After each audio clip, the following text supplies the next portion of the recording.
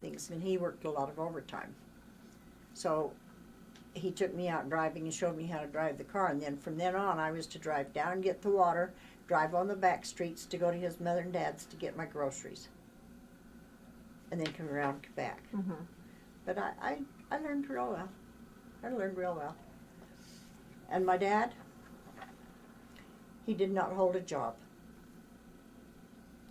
Once he had a job, he figured he knew more about it than anybody else. And he didn't last very long. We moved, I counted, from the time I was born until I was married, 40-some times. Oh my goodness. But Mama was able to make a home. Her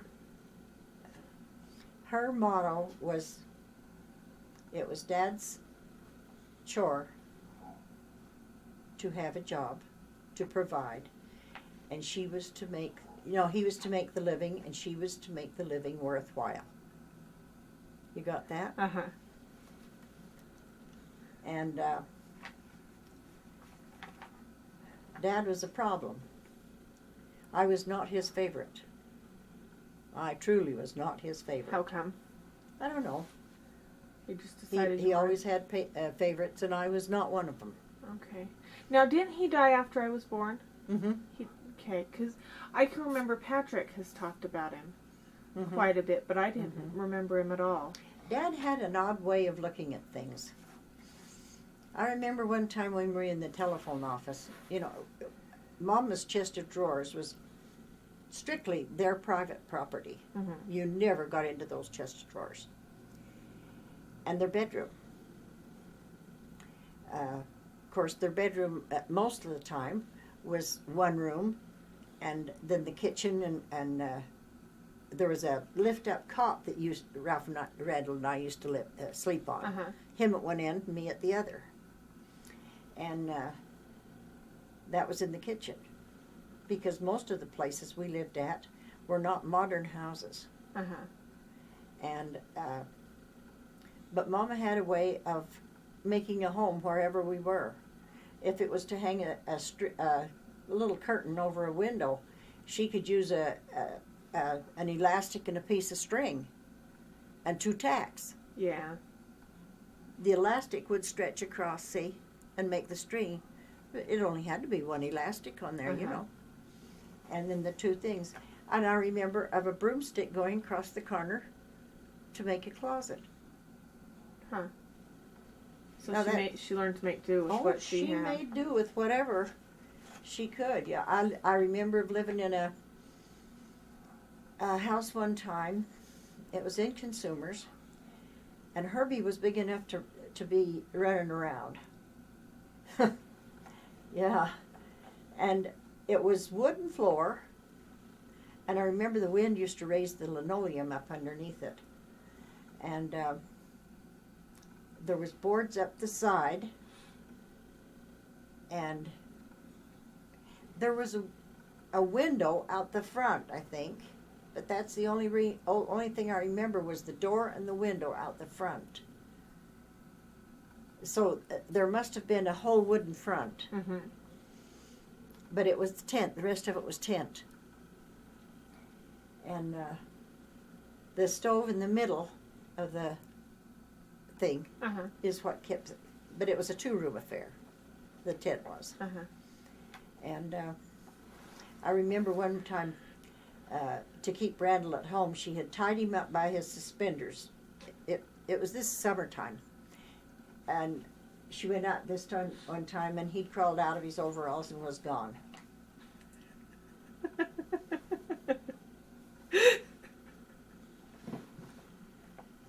Well, Oh, boy. anyway, everybody knew whose kid he was, so it wasn't long until somebody brought him back, and he was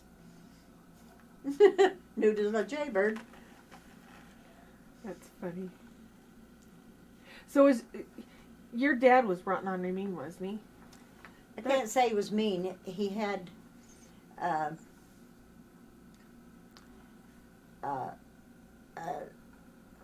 an odd way of looking at things. For instance, now what I'm telling you about this dresser drawer thing, while I was in the telephone office, Mom and Dad went somewhere and were gone for 2 or 3 days. I had the job of taking care of the telephone, and they had a hired girl come in to take care of the house, and Herbie and the little boy that they were taking care of, Gary Magnuson. And while they were there, this hired girl had a friend come in, and they had gotten into Mama's dresser. Mm-hmm. So when Mom and Dad came home, I told Mama about this because I didn't want to get blamed for it. Uh-huh. And I figured it's something they should know. Right. Well, you know what they did about it? They gave me a good lecturing. My dad did. Gave me a good lecturing and sent me over to apologize to the girl that I had tattled on. And make me apologize to her. So If you saw any practicality to that, go ahead and think it. But years later, Dad was telling me about how, he didn't like tattlers. And he brought this incident up. And I told him, yes, Dad. I says, I remember that. And I says, after that, I says, they could have burned the house down and I'd have never told you about it. I says, never did feel protected toward the house again. Uh-huh. And he was quite crushed to think that it wasn't the tattling that I was being tricked for, but that I had, He taught you to betray. betray rather than tell him about it. Mama was a good provider. With Daddy quitting so many jobs and everything, Mama was always able to pick up and find something that she could do, even if it was cleaning house or picking berries or whatever else she was able to do in order to make a living. Uh-huh. And she always grew a garden. After the time that the Depression hit us at Heiner, she always had a garden. And from then on, we always had fruit and stuff like that. We had, provisions that we could get by on. What was she kind or?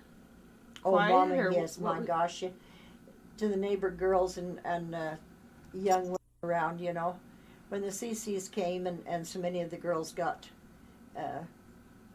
pregnant and, were marrying the CC boys, they were all there at Mama's house to make, things for their babies. You didn't have a thing called abortions. Right. That is something that was a no-no, a strict no-no. But most of them married the men that they were in trouble with. Just because they had to. It was reported down to the CC, the guy that run the CC camp, and of course those boys were marched up and yeah. What if they got more than one girl in trouble? Oh, they didn't. Oh, okay. Not that I know of.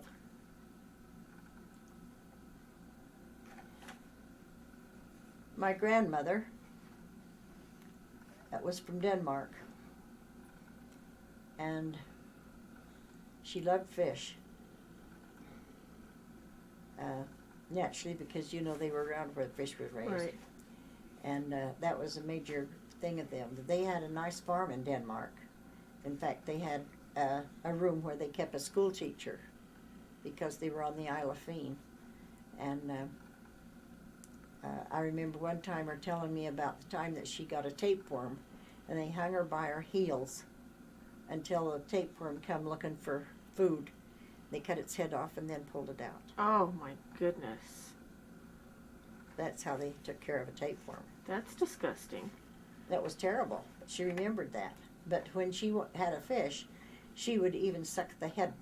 She'd take the head after it was cooked and suck on it to get everything out of it. Oh my goodness. This is Grandma Otteson, right? No, Grandma Anderson. She Anderson. wasn't Otteson. Okay.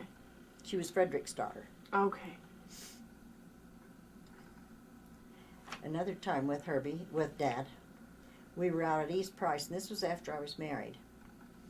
And one of the boys I think it was Gene, because of resentment he had at my dad, he put dirt in Dad's gas tank. And Ronnie came in to tell him about it. And then Ronnie got a spanking for it.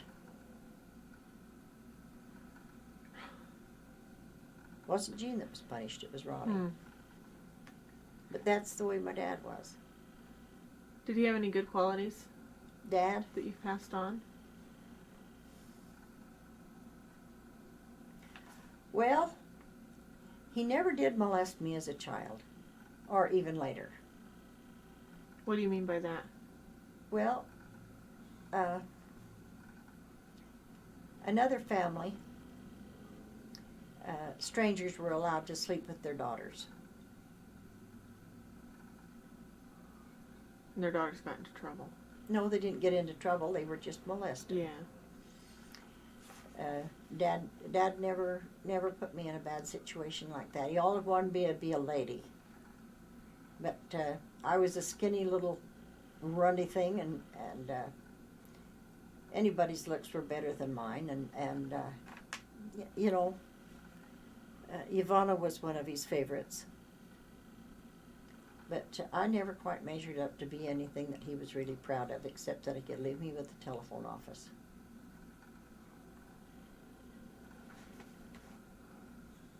But I remember during the Depression, Mama moved us down to, Fred Ungrich came by, and that was a father of one of her friends. And he always used to stop in, you know, especially when we were at Heiner, to get a cup of coffee. And he came through that night, and I remember it was really late because we had gone to bed. And she had asked Fred how much he had on the truck, and he says, I haven't got much today, this time. Sissy, he called her. Sister. And she said she'd like to move to Castledale. He said, well, let's go. So Mama left the coffee pot there and what coffee she had left in a cup. And a cup. And we moved. Well, Daddy found the coffee cup and the cup and the coffee. And he made himself a cup of coffee, and then he had to come looking for Mama. We were down Castledale. There was the little house that we always went down and lived in. Huh. And Mama planted a garden that year, and I remember Mama being so hungry one night that she cried. She had ulcers, and all she could find for us to eat was a bottle of fruit that Grandpa Snow had snuck over to her. How come you had to sneak it? Well, Grandma wasn't going to do anything for Dad's family because she thought he ought to be a better provider. Oh, okay. But Grandpa Snow, that was her, I think it was her third or fourth husband.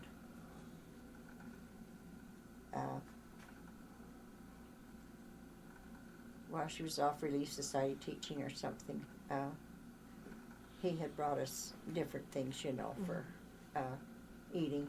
I remember he'd bring potatoes and you know, because they had stuff in the cellar.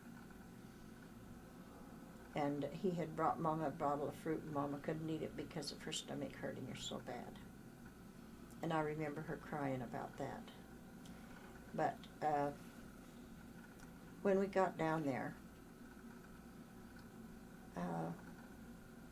the miller needed some help, and so he gave Dad a job down at the mill and in turn for flour.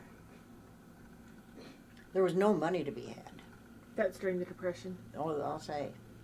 And so we lived on flour mush and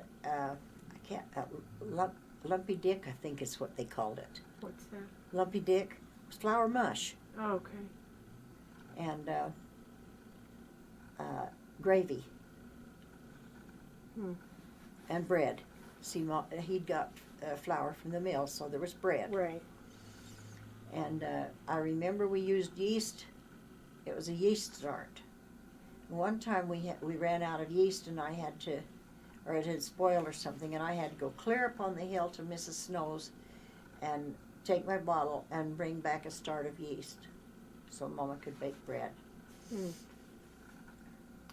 And another thing we had was milk.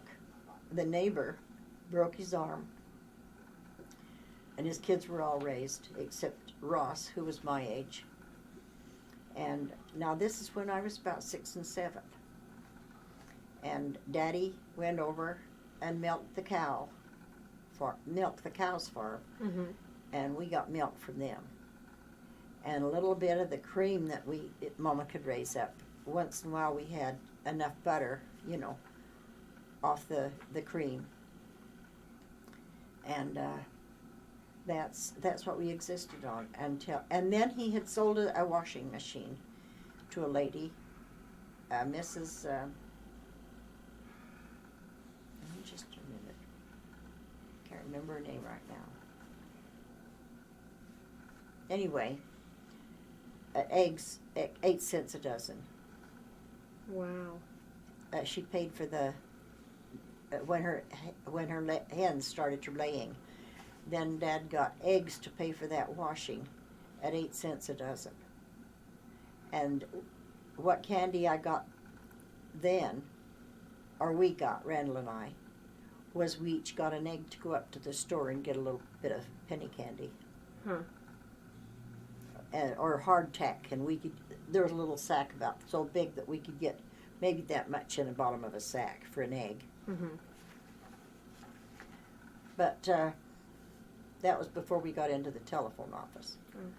And Mama went up and she was picking raspberries and gooseberries. See, there was raspberries and gooseberries and I think strawberries at another man's farm for shares. So she put those up. And Daddy, for our coal that year, Daddy was, he was a good mathematician. And as far as coal was concerned, he could tell at the size of the coal how much it weighed. Wow. And so up at the Emery County mines, they didn't have scales. But this one coal mine had hired Daddy to come up and tell him how much coal they had. Mm-hmm. And consequently, for his pay, he got coal. So we had coal to keep warm with. Right. But at one time, now I guess this was right after we got down there, because we moved, I remember it was winter, and Mama used to have us walk down to Grandpa and Grandma Lakes and visit down there so that she could, while we were warm. And we had been burning manure and things like that, in the stove in order to, and going down, we passed Larson's house, and there was a nice big pile. And I thought it, is what Mom had been burning in the fire. And it was soft. Oh no. And I never will forget that Mama was so devastated to think that I was so cold and wanting to help so bad that I would try to pick that up. Because, Mama was just a young girl at the time. How old was she when she had She you? was about 23, 24 years old at this time. Okay. She was born in 1906, and that hit us when it was about 29. So she'd only been 23. Yeah. With 2 little kids, Wow. no work. But she knew she had a roof over her head if she came down to Castledale.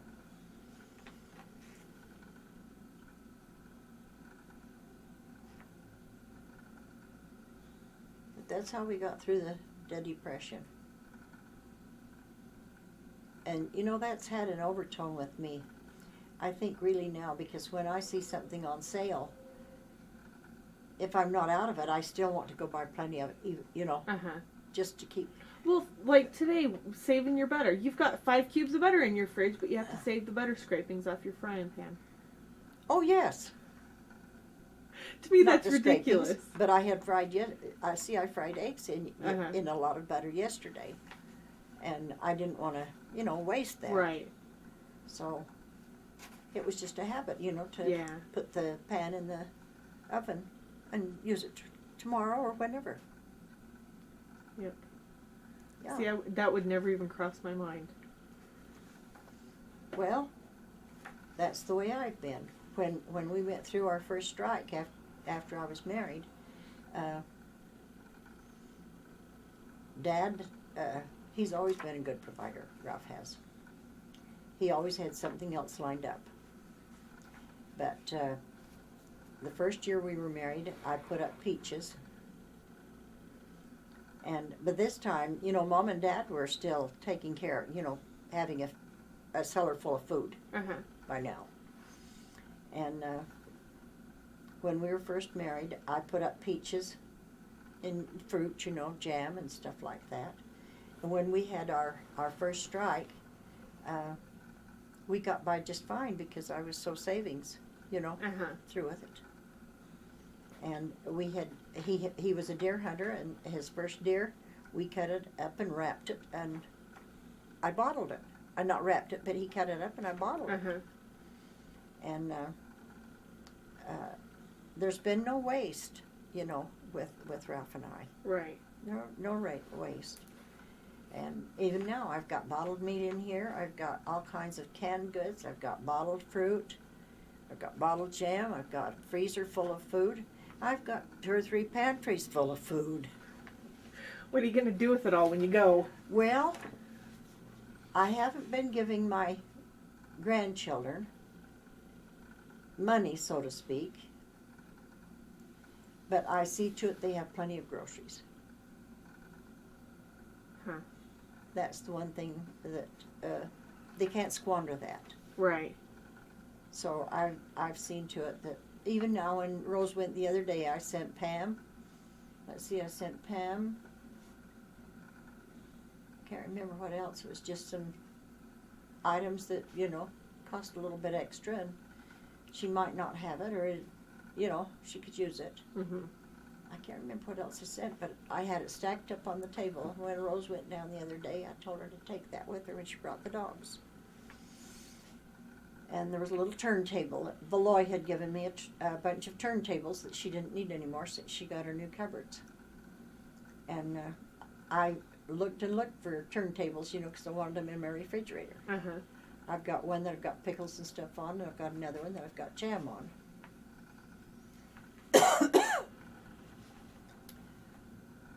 But I haven't been a wasteful woman. I've made my own clothes. I've made my children's clothes. I've patched Ralph's pants. When he was a welder, I patched every week, to have him covered good. Uh-huh. But when I got married, while I was still at home, I was in 4-H. I had taken ribbons for my patching on a plaid dress. I had taken ribbons for my peaches in the state fair. Uh-huh. And what else had I taken a prize? Darning. I had a blue ribbon for darning. And Ralph's clothes were always kept in good shape. And Papa had seen how I could darn and how I could redo things. And so he saved, when his one jacket needed mending, he wouldn't let nobody else touch it until I kept, because I was going to darn it for him. That was Ralph's dad. Mm-hmm. He admired me.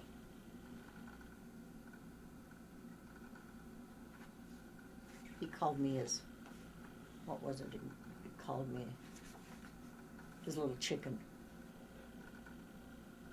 is what it meant. Something in Italian. Mm-hmm. My grandmother Draper was blind, and after Grandpa died, I guess you'd call it in terms now. What is that thing? Oh dear. Alzheimer's. Oh, okay. She probably has Alzheimer's because she did some crazy things. But then it was her, she'd lost her mind. Uh-huh. And I'll tell you something, after you turn that off, I don't want it on the computer, about when she went there. You gonna turn it off? Yeah. Bedroom that was over the front, over on the southeast corner, Uh-huh. southwest corner. Mom and Daddy's bedroom was on the southeast corner. And then there was the kitchen and then my bedroom. Well, they had new clothes for her. Oh, here comes Leanne. New clothes for her, and she'd torn them all into rug rags. One was on balls for making a rug. Hello, sis. No. She was mean. She really had gotten mean. Now she's blind. Uh-huh. But this time, there was the welfare office that had moved into the bank building. And as guard Jukes got out of his car and went to go in, she dumped her pot out the window. Well, he got the county attorney, Uh-huh. and Grandma was transported to Provo. That's when they finally decided she'd had enough, huh? Well, they weren't going to put up with any more nonsense. Yeah. And this took it beyond Mom and Dad's hands. You know, it was just they just couldn't contend with it. So she went in there and finished her life out there. Huh. She died, after Jean was born, and before Roosevelt was born. Before Roosevelt died. Now, is that Grandma Draper, Draper? Mary Jane Jenner Draper. Okay. And so she's one related to William Jenner, Mm-hmm. smallpox guy. Alrighty. What about your grandpa's? Well, the only thing I can remember about Grandpa is that he was kind of, I thought he was a big man, but he wasn't. He was a small man. But he was so patient with Grandma. You Which know, with grandpa her is blindness. this? Draper. Okay, Grandpa Draper. He was so patient with Grandma in her blindness, and he had her spices and everything in such an order, Uh-huh. you know, that she could go ahead and cook and things like this. And I guess Irene had to help out, and then, of course, when Lucy got a little older, now see, she was 2 years younger than Daddy. That would make her 6 years old when she went blind. Right. And so as she got older, and there was Gladys, Irene, and Irene was the oldest, and she was born over in England, and so was Uncle Jack. And then they had gone to Australia to see his parents over in Australia. Uh-huh. And so there was a lot of difference because she had a lot of miscarriages. There was a lot of difference between Irene and Daddy. Uh-huh. But after, when they were taken into the church, when they came over here, they had promised that she would have her children and they would live. So she had Daddy, Lucy, and Harry. And then there was Jack and Irene, the older. Right. Before all the miscarriages Mhm. and things. So after Lucy got, well, you know, she kind of had to take over with housework and things, Right. you know. But she had raised those 3 children while she was blind and Grandpa helping her. That's cool. And, so Grandma and Grandpa Draper were converts too, uh-huh, from England. from Australia. But they went to they got converted in Australia? Mm-hmm. Oh, wow. Okay. What about what about Grandpa Anderson? Did you know him at all? No, I didn't know him because he died in 1910. Oh, okay. My mom was just 4. Oh, right. And I've got pictures of him. But and I've got her story, you know, where she tells about him. Uh-huh. And then, but he had he had a sister, Trini.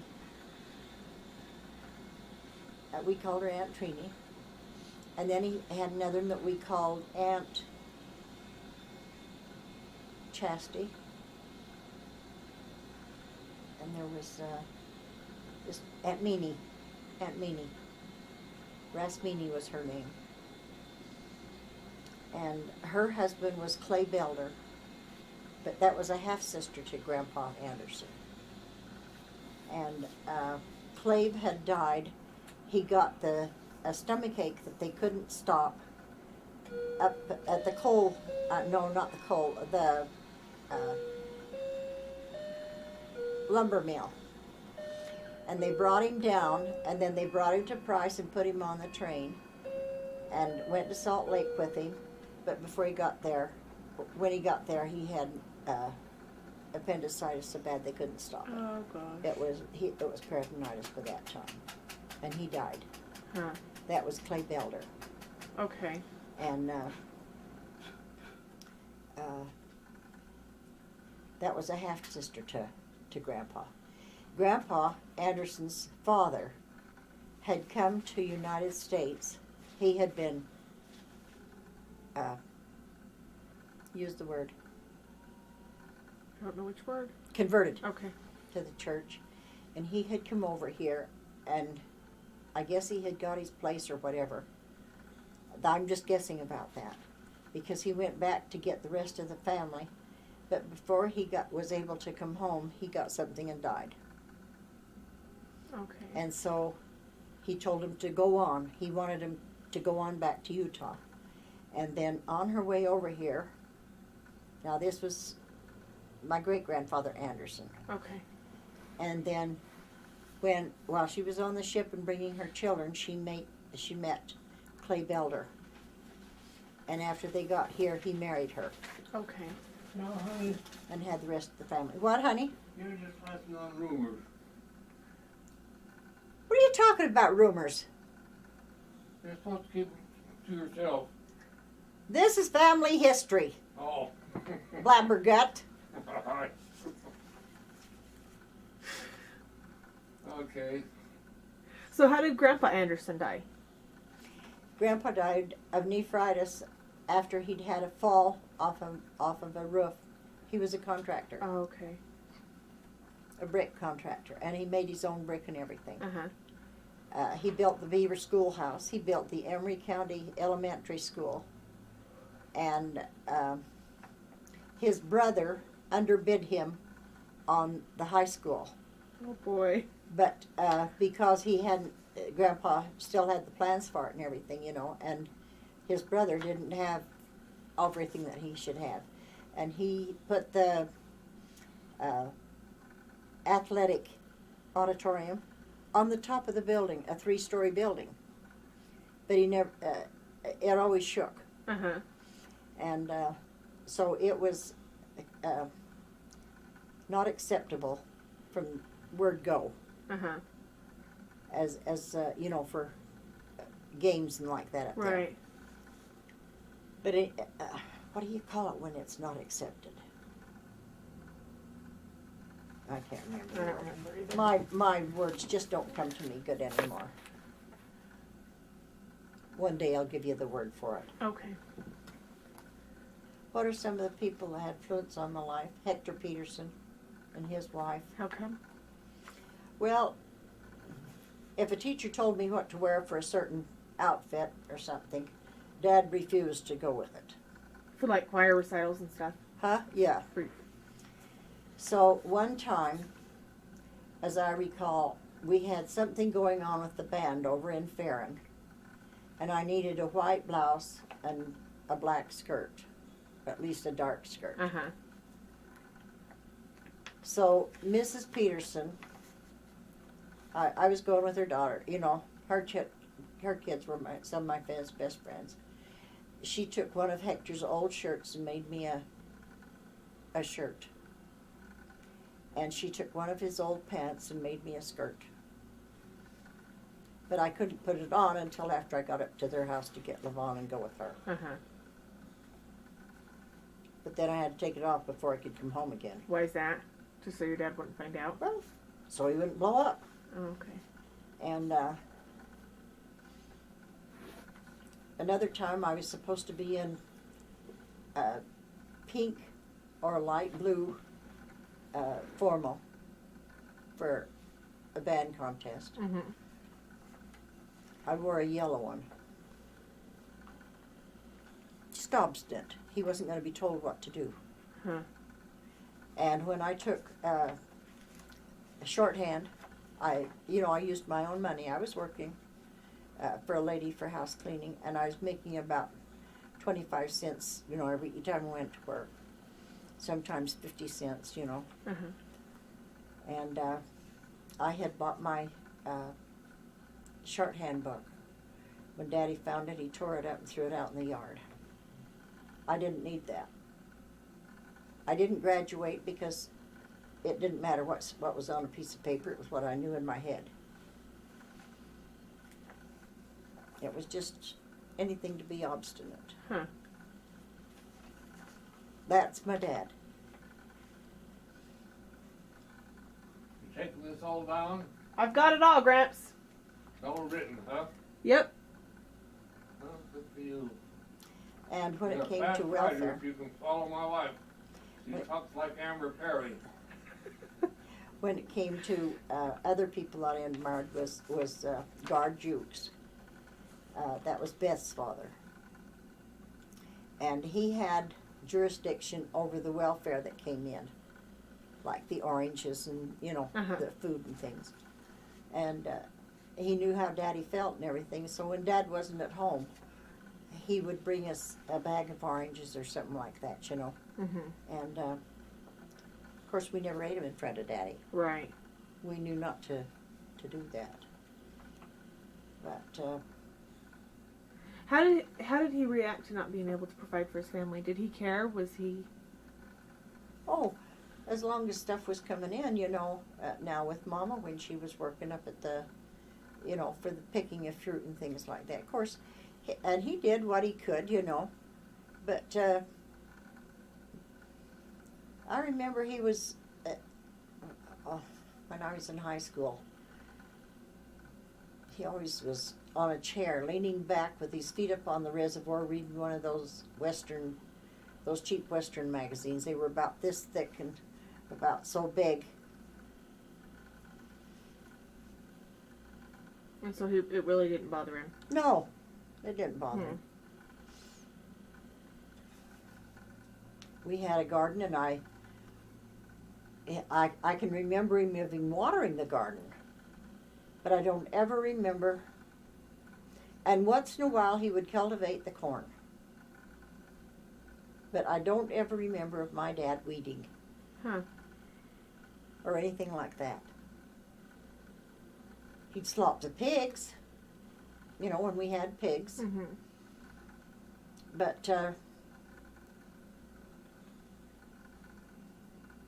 no, I would have to put the responsibility, the blessings on my mother for her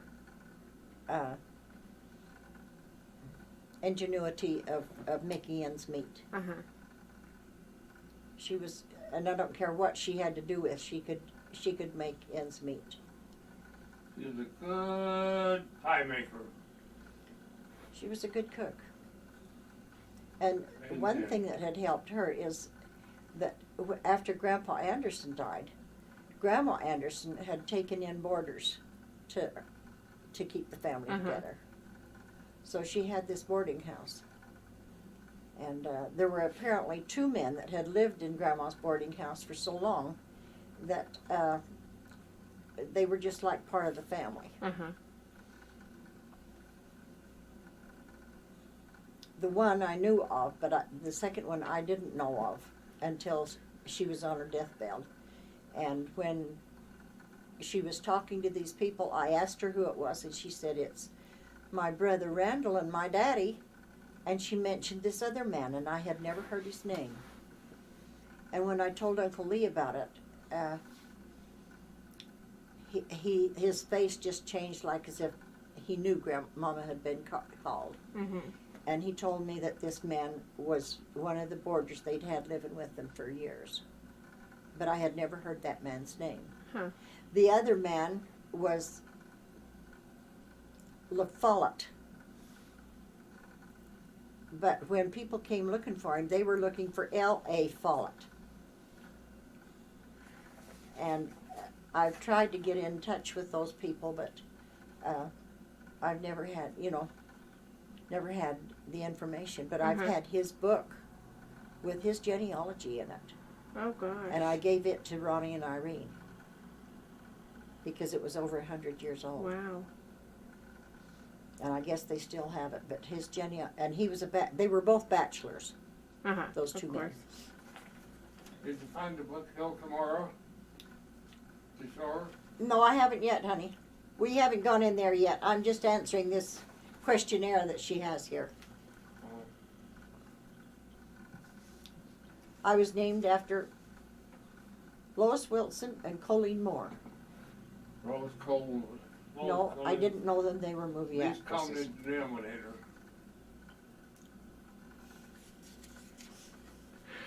Did you hear what he said? I didn't.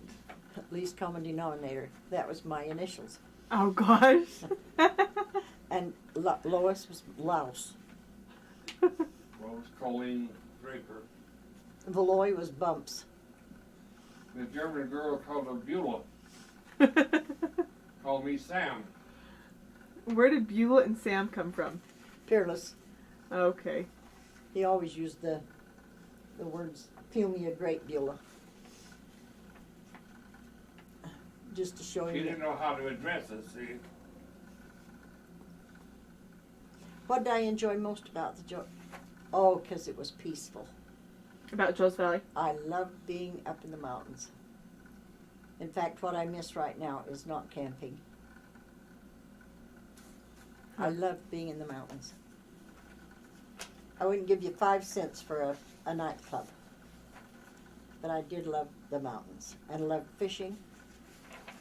I love being up at the hunting ground, when we would go hunting. And I just love being in the mountains. Love money. I hope you catch that on your machine. What, not money? No, Grandpa button in. Oh, I hope it does too. What did I enjoy most about Joe's Valley? Just being in the mountains. After I got up there, we had in our trailer. I didn't even care if we didn't go riding or anything. Just sit. Just being in the mountains. Oh, I love Joe's Valley. I miss Joe's Valley I a loved lot. baking bread. I loved cooking. I loved managing for us, And as far as I was at Joe's Valley, I was content not to do anything. You did love being married. Yes, I love being married. That gives you everything right there. We were good partners. We worked together. And we could get in the kitchen and do things together. And when we both worked, he worked one shift and I worked another. And we could interchange with whatever we were doing. The other one could take over. Huh. We were good as a couple. What's my greatest accomplishment in life? Compassionate service leader? I suppose you could call it that. Or a Mormon girl that married Grandpa Fossat's son. When were you at your peak in life? What did you enjoy most about that time? My service. What Others. age, though? Huh? What age did you enjoy being the most? I think after I was married. So those early 20s? No, that would The be late in 20s? That would be the early 40s. Okay. So after you'd had your kids and things. Mm-hmm.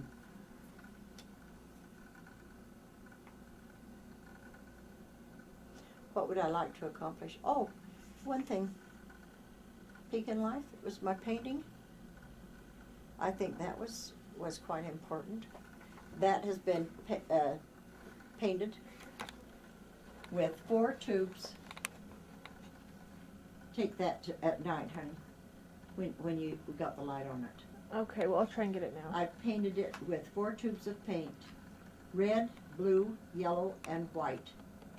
All those colors have been made out of those 4 colors. Oh, wow. And that's an orange and gray picture. Wow. Orange, gray, and brown. She helped That is paint pretty. the mural. It's huge. She helped paint the mural at the City Hall up there with the museum too. Yeah, I did. You painted the greenery, didn't you? Mm-hmm. Okay.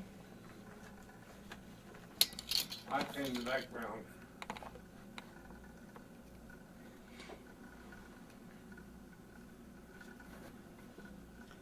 Would I go back and redo any mistakes in my life?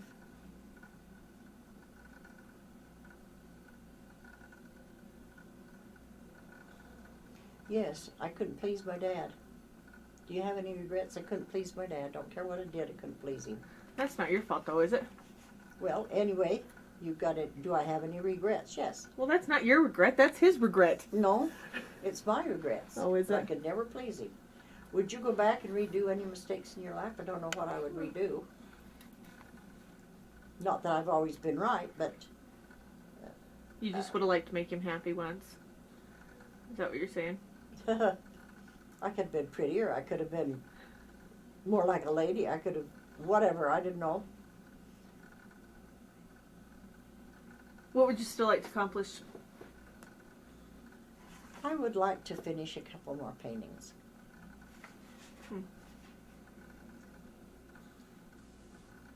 What qualities do you have that you could see you have been passed on through your grandchildren? Well, I've passed on your love of cooking.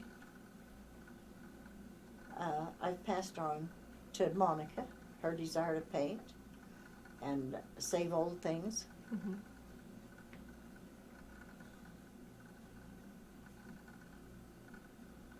Is that it? I really enjoyed. And I was chorister in the ward for quite a long time. That's something I just got done doing. Is it? Yep.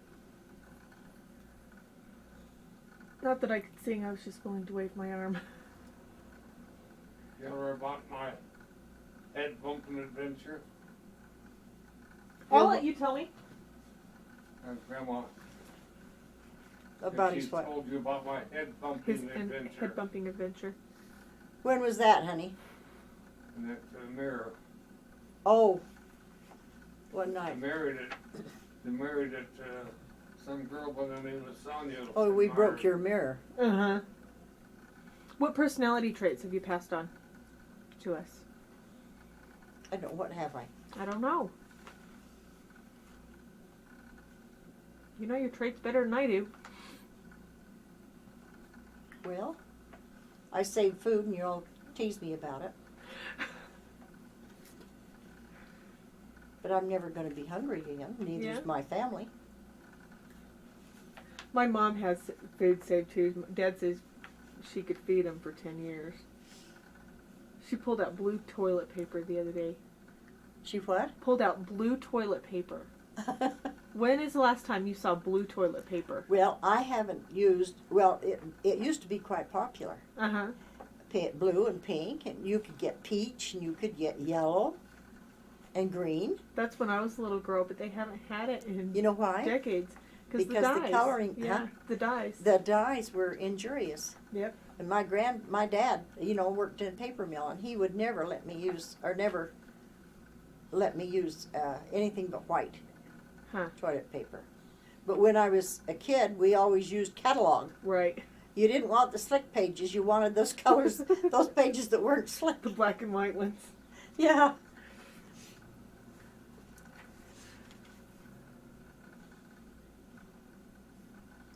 What would you like your great-great-grandchildren to know about you? That I was kind to other people. What qualities do you have that you can see have been passed on through to your grandchildren? Oh, I gotta go to the bathroom again. Okay, now go ahead. I got out of bed one night to go take my pills that I had forgot to take before I went to bed. And it was the middle of the night, and I went in my undies in the front room there where the mirror was hanging, and I had this cabinet right here sitting the side of my chair with my pills on top of it. And I reached over for my pills, and they didn't quite reach the edge of the shelf, and I went head first into that big mirror. And that mirror, I hit it with my head, and I broke it into a million pieces. Oh, It came goodness. crumbling down to the floor, and just big, long streams of just big, long ones. Uh-huh. And there I was sitting on the floor with my hands all bloodied. And oh, geez, I couldn't imagine how bad I'd cut my head. But then it wasn't that serious. We went got a towel and dried and wiped my hands and face and everything. And then she called 911. And they sent 3 or 4 cops down there to clean up the mess. They come into bed afterwards to see if I was all right. And that's all there was to it. I mean, I broke it into a million pieces. I had to call 911 that night Oh, goodness. to come and help, and they thought we'd had a family fight or something, 'cause 4 of them came. But after they got in and saw what it was, they were so helpful and so nice to us. They even Cleaned up the vacuumed the mess. floor and had me sit down so I didn't trot in with my bare feet, you know, Uh-huh. to get Vacuumed glass it. on it. Vacuumed it up, Well, that's nice. cleaned it all up, and took the mirror itself and put it in the garbage. That's cool. I had to call him another night when Dad fell here. But I'm a caretaker, and I don't mind it at all. I love it. Don't you remember that mirror? I do. I loved it. Yeah, that's the one you loved. What'd you do with the frame? Did you It break broke that too? the- Oh, honey, there was no frame to it. It was Oh, just gosh. those gold pieces that was put on. Oh, that's right. That's right. Mm-hmm. It's just those gold pieces. Huh. But by the time all that, see, when the mirror broke, he hit it, and it shattered, and all these pieces just hung there. Uh-huh. And I knew I couldn't get it down. Yeah. And I didn't know what to do, and it was the middle of the night, so then I called 911 and they Yeah. came down. And I understand why they thought it was a family fight, you know. But when they got here and saw what it was, they were very nice to me. And when they came down, when I called them, you know, and told them I needed help to get Ralph up, they came and picked him up for me. Uh-huh. And weeks later, I found a piece of glass still stuck in my head. Yep, he did. Oh, goodness. You missed a couple of these, Grandma. Have you ever lived anywhere besides Carbon and Emery County?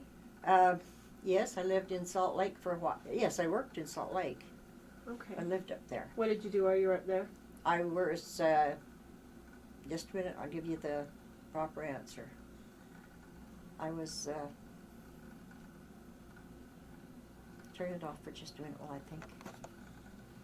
And the whole thing from ground up in about 2.5 weeks. What were you doing?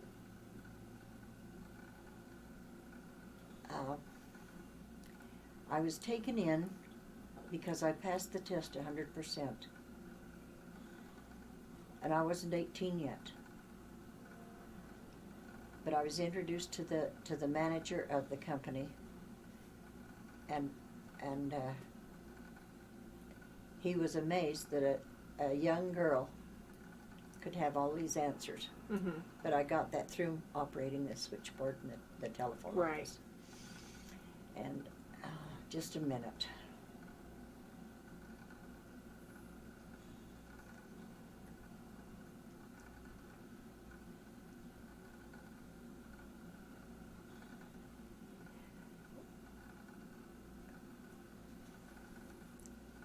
What I did was I had to correct and manage the office of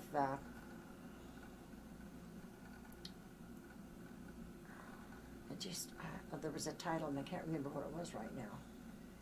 But I had to make sure all of the telegrams passed. See, when they made a telegram, and then there was the confirmation, Uh-huh.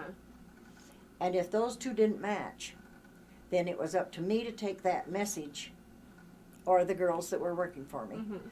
and wire back and find out from the original original telegram what it was, Uh-huh. encrypt it. Oh, what was that office called? I can't remember anymore, honey. I just have such a bad memory. But is Salt Lake the only place that you've lived outside No, we Carbon moved memory? to California for 6 weeks. when you were kids? No, after You we and were Grandpa? married, we went Okay. back to help Ralph's brother Mike. And Ralph went to work to help him finish his contracts and things. And our truck was in such bad condition, and we found out that he didn't really need us back there. And so we had the truck repaired, and then we came home. Did you have any of your kids with you then? All 3 of them. Okay. That's where I got pregnant with Lois. Okay. That was in 1952. That we lived in California. We went in May and came back in late June. I think we left here on the 6th of May. And we came back toward the end of June. Okay. We still had $17 in our pocket after we had paid our rent and our lights. Hmm. You know. Mhm. Paid your bills. Hmm. Well, we had to pay those down payments, you know, to get Yeah. into your lights and things. We had $17 to get by on until he got his next paycheck, but they took us right back on at Peerless, so it was just a matter of waiting. And of course, I had, you know, Plenty saved. well, I had enough that we could manage. Uh-huh. Tell me how you quit your job to come get me.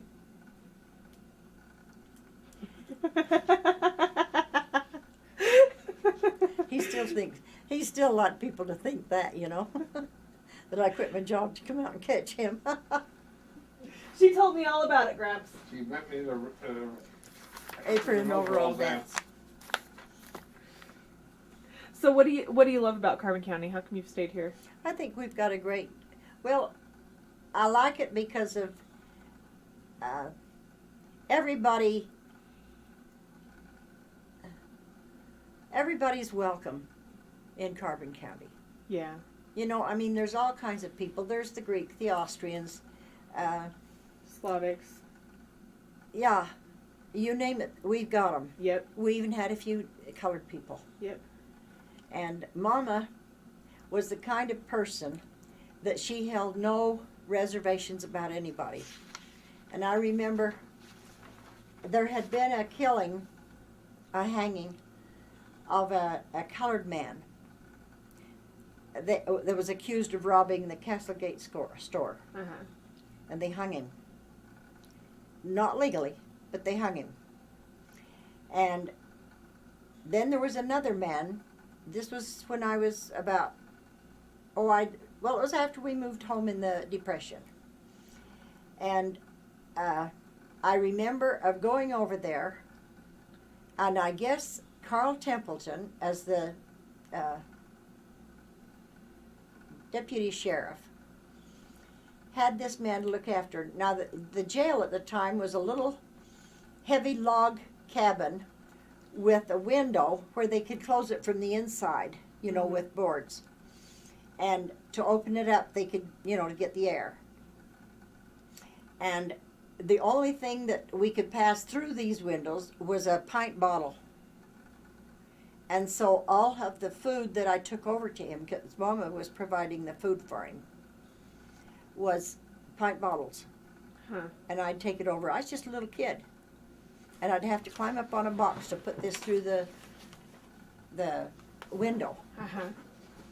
And Mama fed this man because they couldn't keep him in Carbon County because of that hanging that had happened before, when that was before I was born. Uh-huh.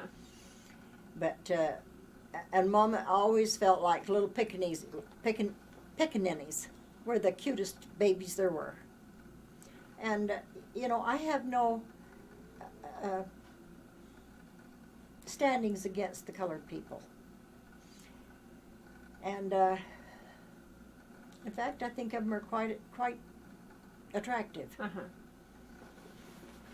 But I am proud of the fact that we have so many kinds, Yeah, we're so diverse. diversities. Especially for Utah, we're really diverse. You take like Debbie. I feel real close to Debbie, and she's Mexican, and I can't remember what else. I think she's just wonderful. Yeah. Well, and Aunt Rose. Well, sure. Where would we be without Aunt Rose? Oh my heavens, she's my little chili getty.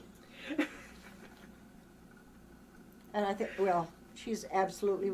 I've got 4 of the grandest in-law children anybody could have. I hold Mike as just one special person, as a father, and a husband, and a business person. Your mother is very, very special to me. Rose, is very special to me. And Irene is very special to me. There isn't one of them that I would trade off for anything. And I know we've all had our problems one to another, but nonetheless, I feel very close to all of my in-law children. And they're just as special to me as my own children. That's good to know. What about your foster kids? You going to tell me about those? Well, Bonnie, I think she was our first one. And she had never had a birthday party. And she had never met her dad. And she was with us because her mother had hated her father.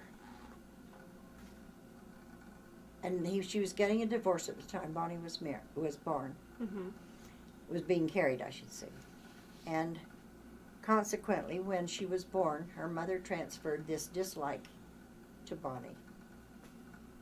And so Bonnie's life was a big mix-up struggle. And now Bonnie considers me and Dad as her parents still. How long did she stay with you? Oh, I think we had her about a year. Maybe a little longer. But I've had some of the most beautiful cards from her lately. And she's going to come up sometime this summer and see us. There's some really special things about her because she loves us, Yeah. because we're the people that she patterns her life after. And I've had 9 foster children. And I've enjoyed them. I've enjoyed them. Did you have them because you enjoyed them or because for the money? Oh, Both? heavens, no, it wasn't No, the money. you enjoyed having them. No, I enjoyed giving the children a home and helping them through their problems. No, money had nothing to do with it. Money now might get people, Yeah. to it. Because there's hundreds of dollars more now. Right. And we were doing it for less than $50 a month. Wow. For a child. Tell her about Lois and the girl. Lois what? Lois and the girl. Bonnie. Oh yeah, Lois went down and seen her the other day. She calls lives his down mom and dad. And he went there and saw her, looked her up. She lives down in Down by Ephraim and Manti, isn't it? no, it's down closer to Gunnison. Okay. Not Centerville, but Centerfield. Okay. And she's written me several real nice cards and Christmas things. She's always kept in contact with us. And then there was the 2 younger children that we had. We had those for nearly 4 years. Who was that? Randy and Diane. They were brother and sister? Mm-hmm. Okay.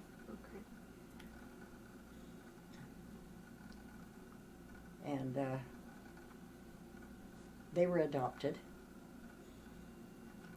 The regret that I have now is I wish that I had consulted God quicker instead of making my decisions about things that were going on in my life right then.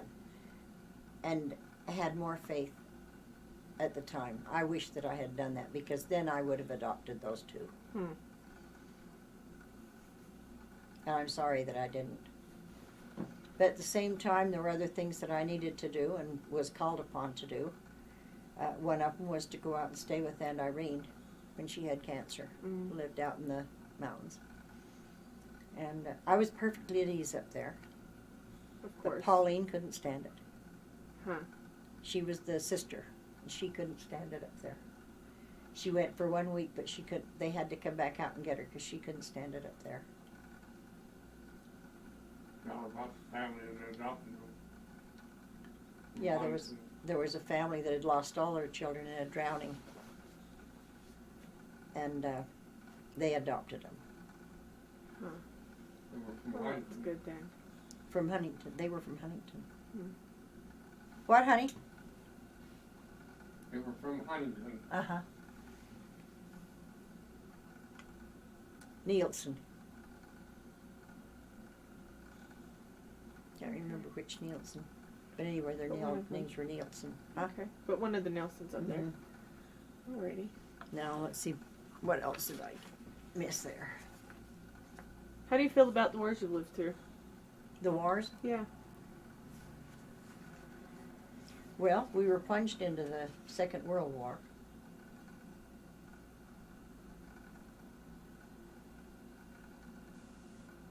What should we have learned from them? Where were you when JFK was shot? I was sitting in my living room, painting some of William's pictures, tinting, when it happened, and I saw it right there on the screen. Uh-huh. I was shocked. Tell me about the Depression. Oh dear. What would be you consider to be the greatest invention in your lifetime?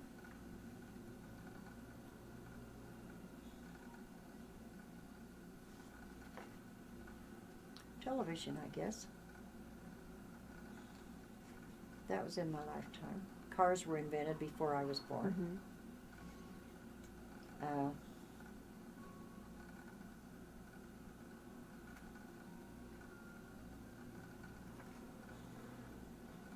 Television, computers. Was plastic invented? Plastic sort of was invented. When I was little, it was celluloid. Uh-huh. And from that, they learned on to get nylon and to make plastic. Alrighty. I thought that was a fairly new thing. Mm-hmm. Things like that usually do take a while though.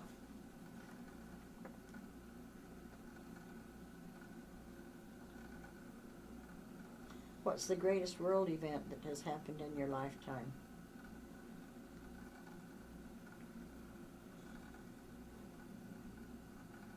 The atomic bomb, I think.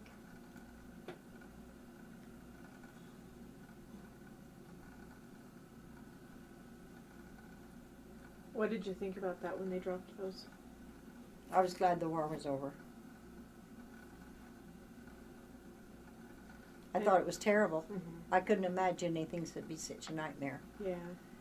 But you What was see, it like? Did you see anything about it on TV or anything? well, no, but when I was working in the telegraph office, I was also in charge of the government messages.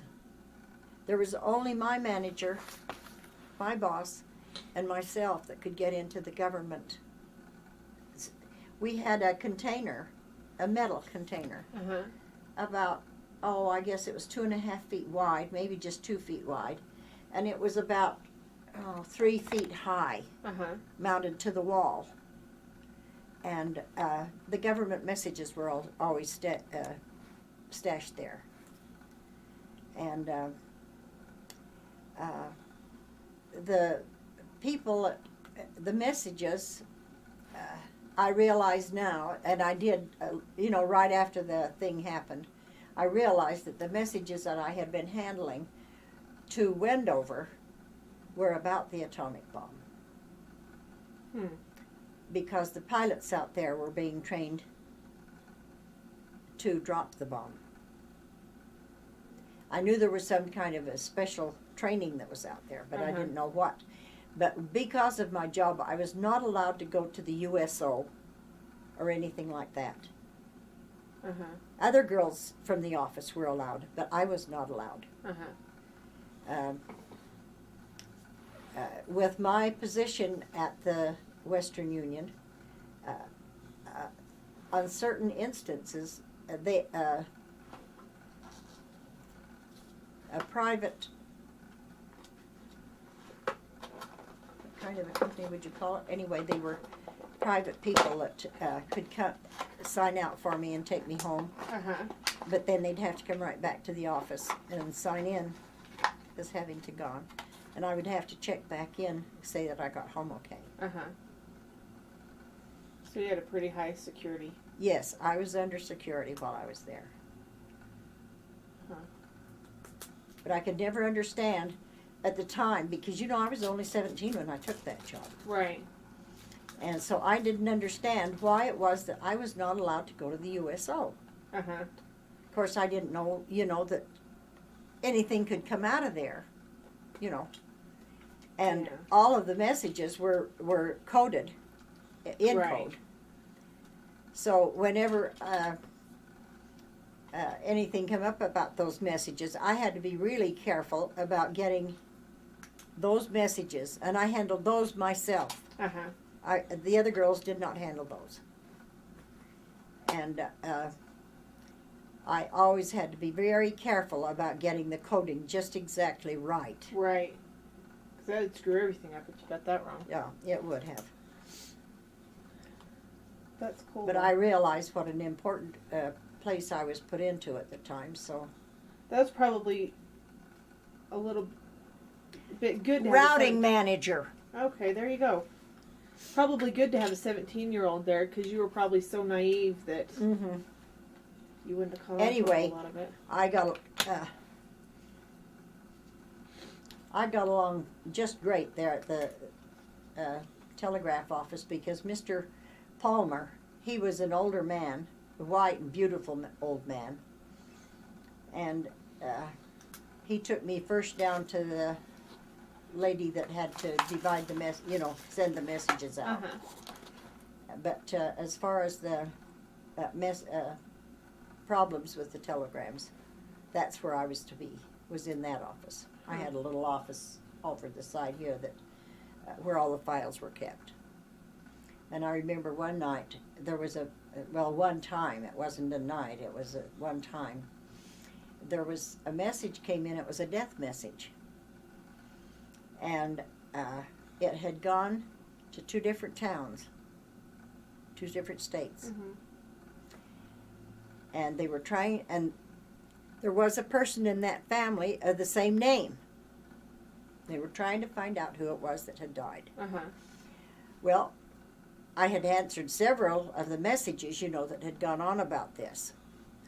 And Mr. Warr, that was over the whole of the telegraph thing there, had me picked up and brought back to the office by this company, that had security. And he had me come and he talked to me about it and asked me where would they find this and that message, concerning that. And I was able to tell him straight off what days it was. I was never allowed, I never had to go down the basement. But I knew all the messages were always kept down there. Hum took care of that. Hum was his, that was his nickname for us. His name was Humbert. Humbert, I can't remember his last name right now. Prince, I think it was. Humbert Prince. And when they got me down there and I was able to tell them, where it was, they sent somebody down there, and sure enough, they found the message and brought it up. And then I stayed there until we got it all straightened out. But but there was the big manager and my manager, and myself that were working on this. Hmm. But I was really complimented on that. How long did you work there? 3 years. Okay, and so that's the job that you quit to marry Grandpa? Mm-hmm. No, I quit to get married. Yes. Oh, So you were 20 when you got married? No, I was about almost 20. Not you quite. had her hooked on it.